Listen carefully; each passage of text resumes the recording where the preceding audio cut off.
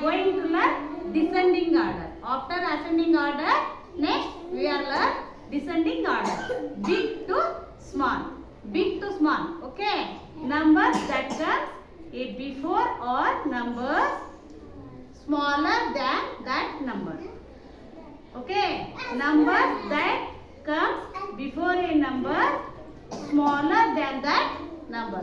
Big to small. Okay. Okay. What is this number?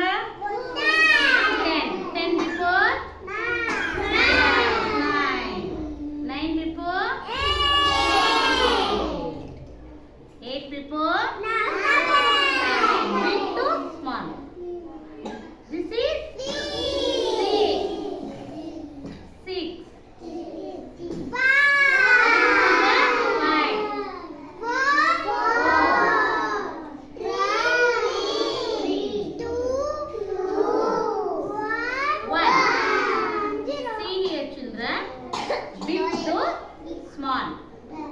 Big to small.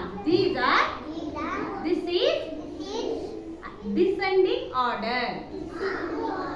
Big to small. Numbers that come before a number or smaller than that number. Understand? Big to small. This is descending order. Understand?